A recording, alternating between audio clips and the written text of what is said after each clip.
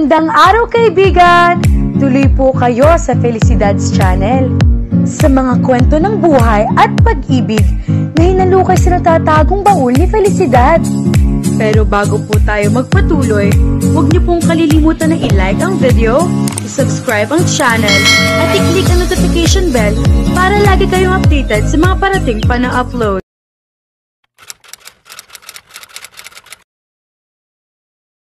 Nagulat na muling napaharap si Darius. "You never?" Bulalas nito. "Sweet heavens! What's wrong?" Tanong ni Marinel. "Hindi ka pa nakakapaghugas ng pinggan," sabi nito. Nainis siya sa ginamit nitong tono. "I take it na hindi ka rin marunong magluto. Tama ako, no?" Nag-init ang kanyang mga pisngi. "Yes," pumalatak ito. Parang hindi pa rin ito gaano makapaniwala. "Hindi ko kasalanan yon," pagrarason niya. Then, kanino pala? Wala siyang naisagot dito. "Kung akong tatanungin mo, panahon na para matuto ka. Makikita mo ang sabon, pati na ang dishcloth sa lababo sa kusina. Ikaw ay isang matalinong babae. Figure the rest out for yourself." Pagkasabi niyon, ay umalis na ito. Ilang segundong nanatili siyang hindi kumikilos. Pagkatapos, ay walang nagawang sinimulan niyang ligpitin ang kanilang pinagkainan at hinugasan na rin niya ang mga iyon. Hindi pa naman huli ang lahat para matutuhan niya ang mga gawaing bahay. Isa-isang tinignan ni Art ang mga bills na dumating at kailangang bayaran. Kasama na roon ang notice mula sa bangko. Hindi pa kasi niya natutubos ang pagkakasangla ng bahay. Panay na nga lamang ang pakiusap niya. Hindi siya makakapayag na mailit ang bahay na siya nagpapaalala na minsan ay kinilala ang pamilya Ondoy. Tiyak din na maniningil na ang pinagkuhanan niya ng bago-bago niyang sasakyan. Kinuha niya iyon dahil inaasahan na niya magpapakasal sa kanya si Marinel. Magkakaroon na rin siya ng karapatan sa pera ng mga gamayo. Nangihinang naupo siya sa sofa. Kung hindi sana sa katangahan ni Marinel, mababayaran na sana niya lahat ng mga pinagkautangan niya. Mapapaayos na rin sana niya ang bahay at maibabalik na sana niya ang yabang at rangya niyon katulad noon. Talagang ginagalit siya ng gusto ni Marinel Gamayo. Kung natuloy ang lahat ng plano niya, kasama sana niya ito sa bahay na iyon. Magkakaroon siya ng akses sa pera ng pamilya Gamayo bilang asawa nito. Tuluyan nang mawawala ng kinang ang pangalang Ondoy. Malalantad sa lahat na naghihirap na sila, na hindi na nila kayang ibangon muli ang kanilang kabuhayan. Walang dapat sisihin kundi ang apo ni Juan. Hindi niya ito mapapatawad sa ginawa nito sa kanya. Nanlisik ang mga mata niya nang maisip ang mukha ni Marinel. Humigpit ang pagkakakuyom ng mga kamay niya. Hindi mo ako maiisahan, Marinel. Never. Piping pangako niya sa sarili. Kanina pa naihanda ni Darius ang hapunan nila ni Marinel. 5:30 na dumating siya sa bahay buhat sa construction firm na itinayo niya. Sa susunod na linggo ay magsisimula ng operasyon niyon. Kumpleto na ang mga taong na-hire niya upang tumulong sa bawat proyektong gagawin ng firm. Ang una nilang proyekto ay ang gagawing building sa bayan na pagmamay-ari ng kliyente nilang si Mr. Chua. Kilala niya ang negosyante-in-check na ito.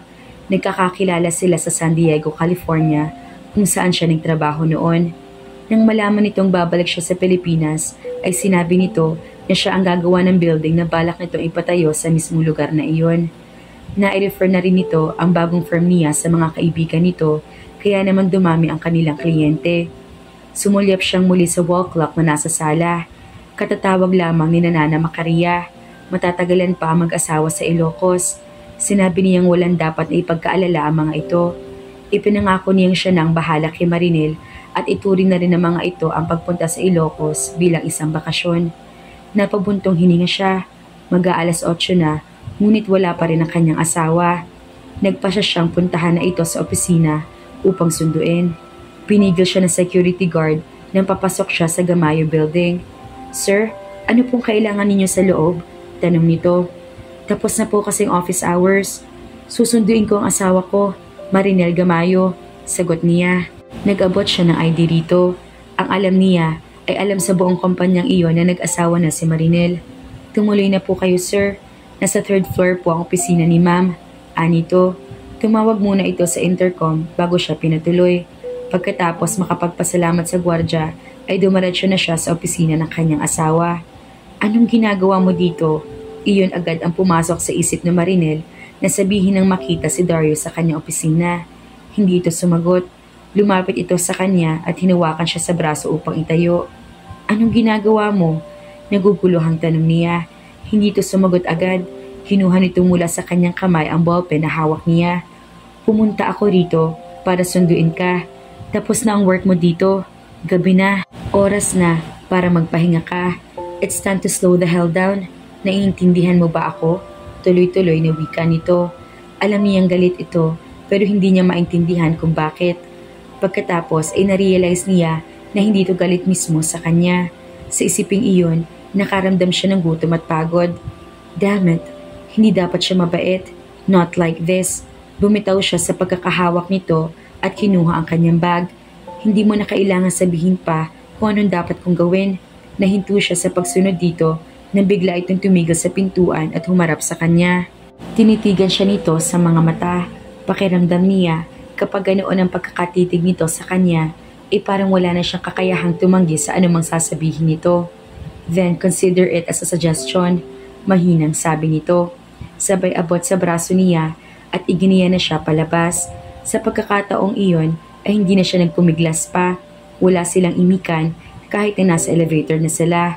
Ngumiti sa kanila ang security guard nang palabas na sila ng building. Pagkatapos ng hapunan na pinagsaluhan nila ni Darius, ay umakit na si Marinel sa sariling silid. Dahil sa tensyong nararamdaman, ay nagpa siyang mag-shower. Nang lumabas siya ng banyo, nakaroba siya na umabot lamang hanggang sa itaas ng tuhod ang haba. Laking gulat niya na makita nakaupo sa kamang asawa at titig na titig sa kanya. Nagtaas baba ang tingin nito sa kanyang kabuuan. Ngunit nagtagal iyon sa kanyang mga binti. Nailang siya. Hindi kasi siya sanay magsuot ng damit na hindi lampas tuhod. Anong ginagawa mo dito? Tanong niya na hindi malaman kung lalapit ba sa kama o mananatili na lamang sa kinatatayuan. Wari pati ito ay naiilang ding tulad niya. Kanina pa ako kumakatok.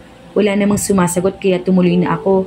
Since bukas naman ang pinto, paliwanag nito. Ano bang sasabihin mo? Hindi ko kasi nasabi na tumawag si Nana Macaria. Nakalimutan kong banggitin kanina. Naisip ko lang na baka gusto mong malaman. Anitong tila hindi maiwasang sulyapan ang mga binti niya. Matatagalan pa sila sa Ilocos. Iyon lang ba? Yeah, medyo paos na tura nito.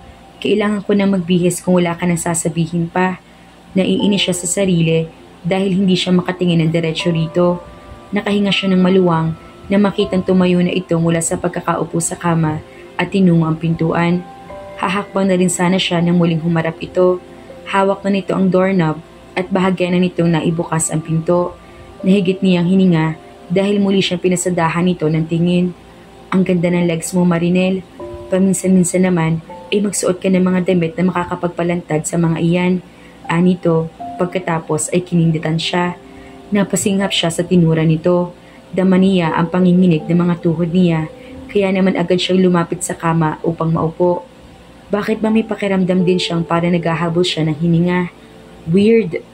Kung mayroon mang sasabihin kahinaan si Darius, pagdating sa pisikal na anyo ng isang babae, iyon ay ang magagandang binti at taglay iyon ng kanyang asawa.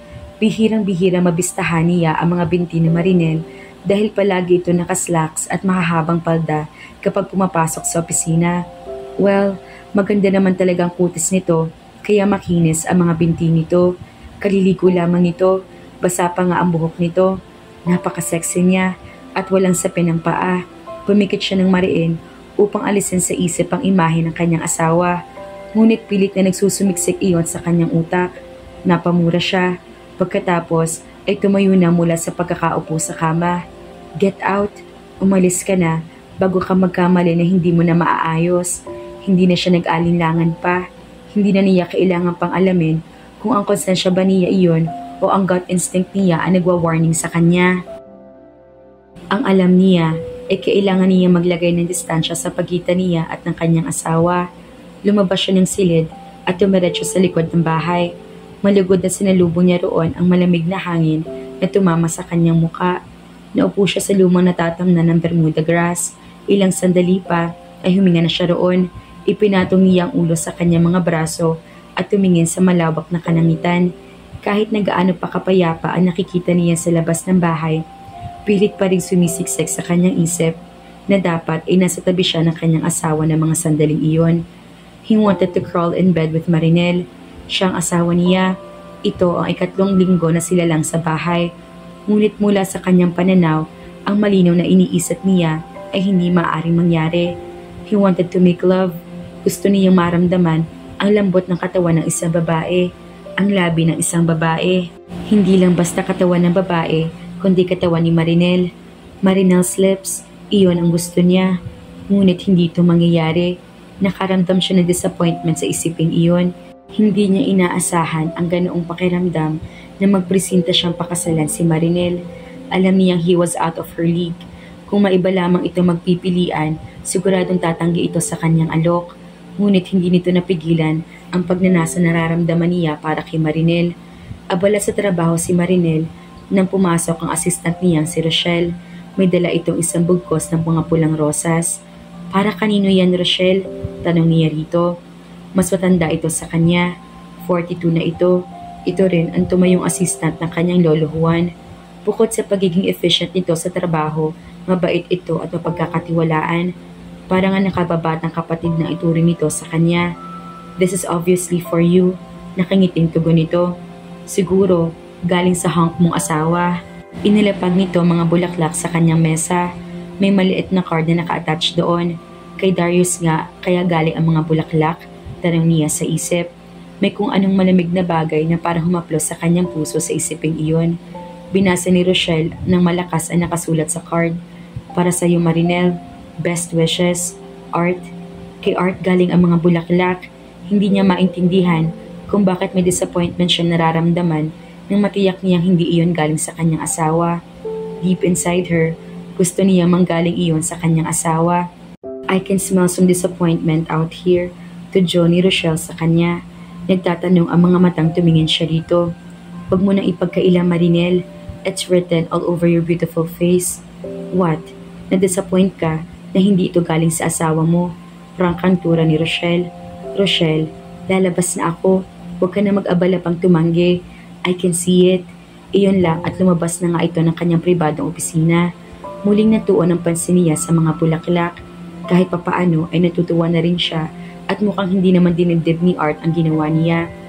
Kahit na alam niyang buong paniniwala nito na dito siya magpapakasal at alam niyang in one way or another ay nasaktan niyang ego nito.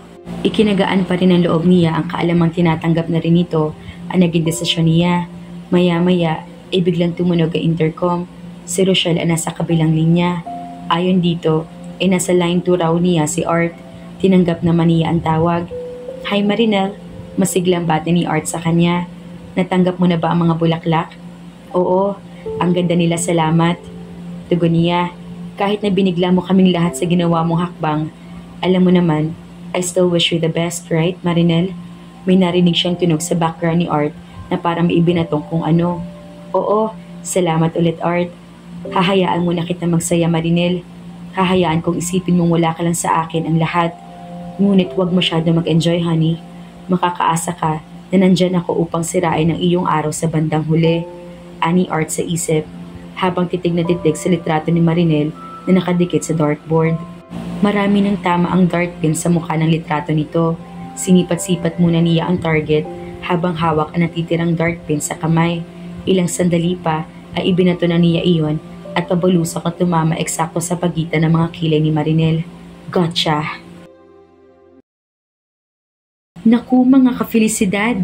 Mukhang malalagay sa panganib ang buhay ni Marinel. Ano kayang binabalak ni Art kay Marinel? Mailigtas kaya siya ng kanyang asawa na si Darius? Kaya naman, abangan!